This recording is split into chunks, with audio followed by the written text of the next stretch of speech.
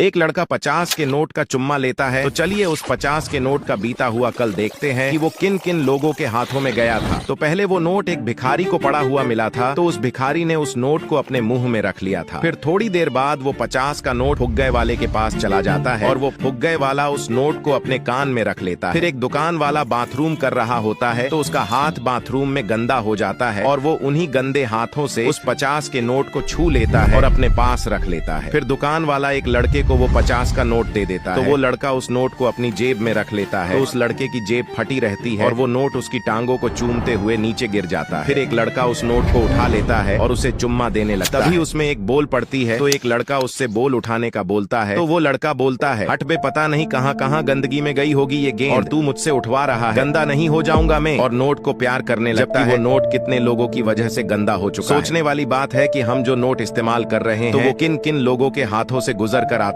एक लड़का बहुत काला होता है और उसके कालेपन की वजह से वो रात में दिखता भी नहीं है। तो उसका पापा उसे देख डर जाता है। तो उस काले लड़के को बहुत दुख होता है। फिर वो काम पर जाता है, तो वहाँ काम कर रही औरतें उसे देख डर के मारे भाग जाती है। तो ठेकेदार उसे काम से निकाल देता है। फिर वो घर आता है, तो अपने पापा की तबीयत बिगड़ती देख उन्हें दवाई पिलाता है। पर दवाई तो खत्म हो चुकी होती है और उसके पास पैसे भी नहीं होते। तो उसे अपने कालेपन पर बहुत गुस्सा आता है। फिर रात में वो जा रहा होता है, तो एक लड़का उसे फेयर लवली देता है, इसे लगा ले, तू गोरा हो जाएगा। तो उस काले को बहुत गुस्सा आता है और वो उस लड़के को मारना शुरू कर देता है। तो एक लड़का उस काले को रोकता है, तो वो काला लड़का तो वहाँ से भाग जाता है। फिर उस लड़के को अंधेरे में काले लड़के के सिर्फ कपड़े ही कपड़े दिखते हैं। तो वो उसे भूत समझ लेता है और बेहोश हो जाता है। तो वो काला लड़का उसके गले में चैन देखता है, उसे चुरा लेता है और चैन के पैसे से अपने पापा के लिए दवाई ले आता है। फिर अपना दिमाग लगाता है और रात में अपने कालेपन का फायदा उठाता है और चोरी करने लगता है। तो लोग तो उसे भूत समझते हैं, क्योंकि वो रात में दिखता ही नहीं है और आखिरकार उसकी कमजोरी ही उसकी ताकत बन जाती है।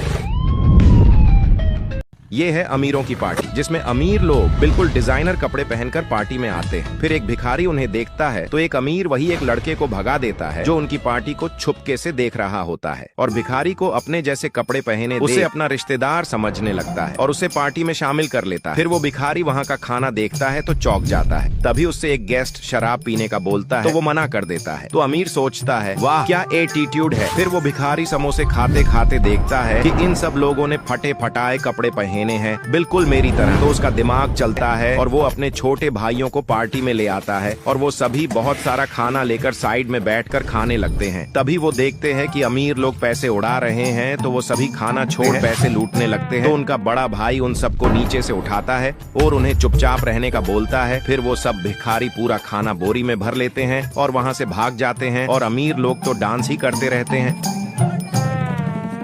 आखिर एक पन्नी भीनने वाला लड़का कैसे बना? अमीर आइए देखते हैं। जब वो गरीब लड़का बोतलें भीनता है, तो अपने साथियों से बोलता है, तुम देखना मैं एक दिन बहुत अमीर बनूंगा। तो उसके साथी उस पर हंसते हैं। फिर एक दिन वो रास्ते में नीचे पड़े हुए बेर खाता है, तो उसे बेर अच्छे लगते हैं, तो वो बहुत सारे बेर रख लेता है और जाने लगता है। तो रास्ते में उससे एक लड़का वो बेर खरीदता है और बदले में उसे 20 रुपए देता है। तो वो बहुत खुश हो जाता है और सोचता है कि इसने मुझे बेर के बदले इतने सारे पैसे क्यों दिए, और उसका पीछा करने लगता है। तो देखता है कि वो लड़का तो उन बेरों को 100 रुपए में बेच रहा है। तो वो चौंक जाता है और उसका भी दिमाग चलता है। तो वो अपने साथियों को 10-10, 20-20 रुपए देता है और बदले में उनसे बेर लाने का बोलता है। तो वो सब उसके लिए जगह जगह से बहुत सारे बेर तोड़ लेते हैं। तो वो लड़का उन बेरों को उस दुकान पर बेचता है, तो उसे पूरे 500 रुपए मिलते हैं। तो वो ऐसे ही अपने पैसों का इन्वेस्टमेंट करने लगता है और कुछ सालों में उसके खुद के गोदाम खुल जाते हैं और वो बहुत अमीर आदमी बन जाता है और उसका उठना बैठना अमीरों के साथ होने लगता है।